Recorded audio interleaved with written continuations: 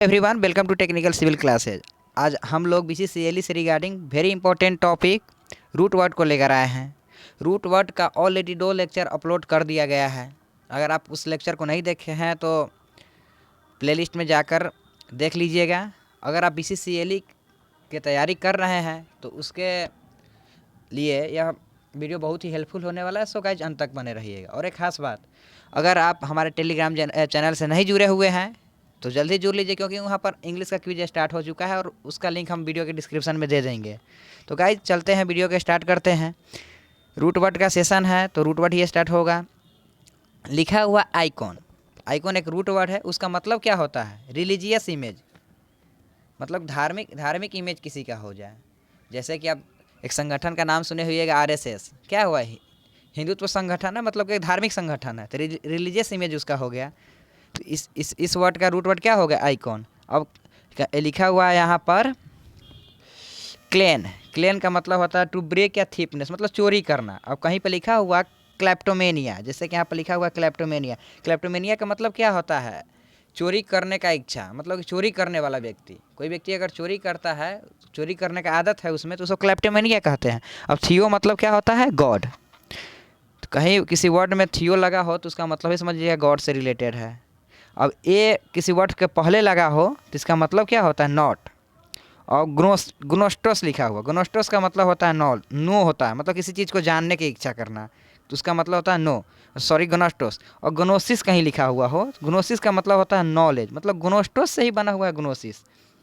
अब किसी वर्ड के पहले डाया या भाया लगा हो तो इसका दोनों का मतलब होता है थ्रू या बाई, द्वारा या वही थ्रू या बाई इसका मतलब होता है। अब पैन, अब किसी वर्ड के आगे अगर पैन लगा हो तो इसका मतलब होता है ऑल, मतलब सभी जगह। जैसे कि ओमनीपोटेंट लिखा हो, मतलब कि सब जगह पावरफुल होना। और हाइपोस, हाइपोस का मतलब होता है अंडर, किसी चीज़ के अंदर रहना।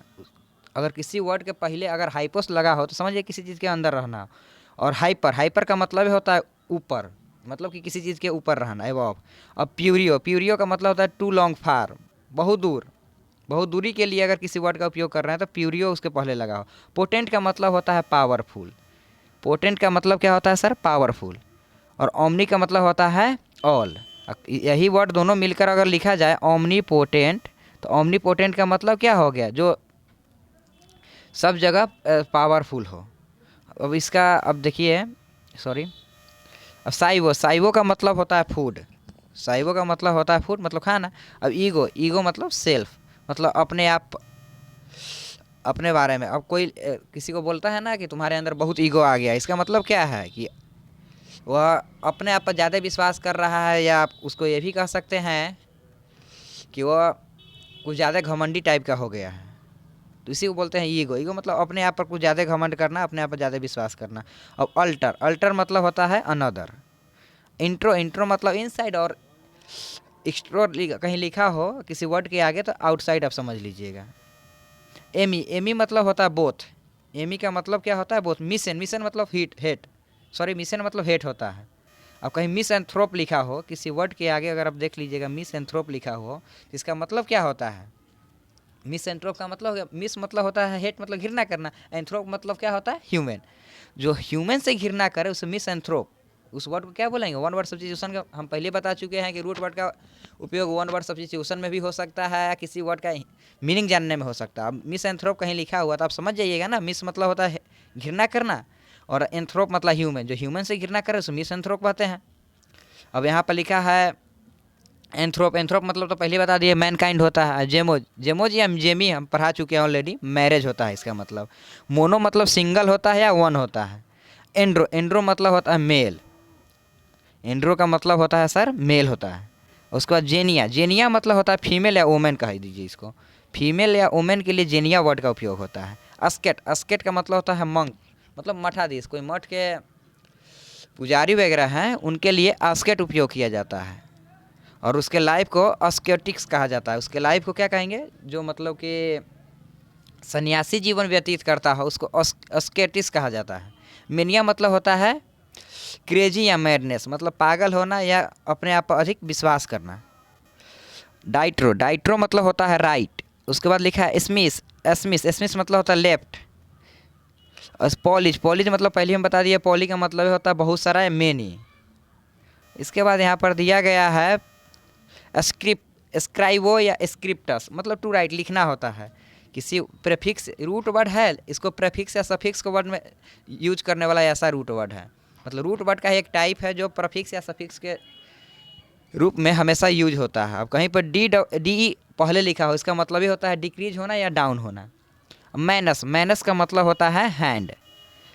अब सब, सब का मतलब होता है अंडर। अब कहीं पर पढ़े होइएगा आप सब मैट्रिक्स, सब मैट्रिक्स मतलब कि सब मैट्रिक्स पढ़े हुए, मैट्रिक्स का ही अंदर का वो भाग होता है जो सब मैट्रिक्स होता है, जिसका प्रिंसिपल डायगोनल उस किसी मैट्रिक्स से मिल जाए तो उसी को क्या बोलेंगे, सब मैट्रिक्स। मतलब मैट्रिक्स का ही भाग हो गया, तो मैट्रिक्स के अंदर का ही चीज़ हो गया, तो यही होता है सब मतलब अंडर, मतलब उसके अंदर का चीज़ हो गया। इन मतलब क्या होता है, इन या इन टू। प्री मतलब बिफोर मतलब पहले होता है, या पोस्ट मतलब आफ्टर होता है। ये दोनों बहुत ही इंपॉर्टेंट है। आप इसका क्या कहते हैं, या आपके बोर्ड एग्जाम्स के लिए दोनों वर्ड बहुत ज़्यादा बहुत इंपॉर्टेंट है। उसके बाद हम चलते हैं मिलिटस, मिलिटस मतलब सोल्जर होता है। इसी के नाम पर आप सुने होइएगा मिलिट्री एक्सरसाइज या मिलिट्री कैंप या मिलिट्री बेस। मिलिटस सब से ही बना है, मतलब सोल्जर, इसका बेसिक मीनिंग क्या होता है, सोल्जर।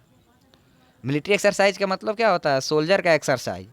तो यह मिलिटस, मिलिटस वर्ड से बना हुआ है। मैलस, मैलस मतलब बैड या इविल, या कोई चीज़ का कमी होना, लैक।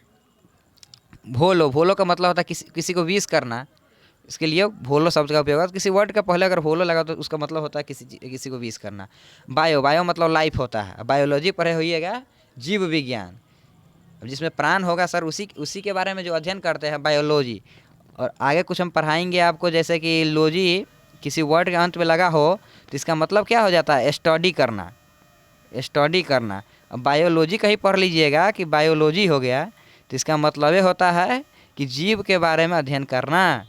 लॉजी मतलब अध्ययन करना, बायो मतलब लाइफ, किसी के लाइफ के बारे में अध्ययन करना। तो सजीव होगा उसी के लाइफ के बारे में ना अध्ययन कीजिएगा।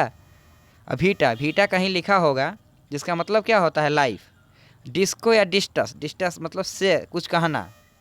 फेसियो, फेसियो मतलब टू डू, मतलब कि कोई काम करना, उसके लिए फेसियो का उपयोग होता है। टाइटी, टाइटी का मतलब है प्लीजर या एंजॉय करना।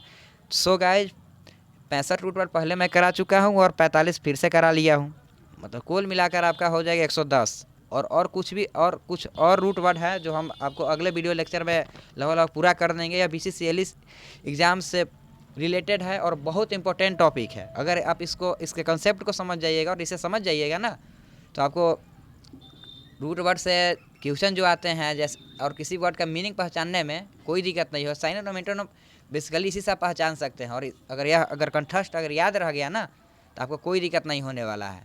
सो गाइज, आप हमारे चैनल पर नए हो तो प्लीज़ सब्सक्राइब कर लीजिएगा और बेल आइकन को प्रेस कर लीजिएगा, ताकि रेगुलर नोटिफिकेशन आपके लिए बना रहे।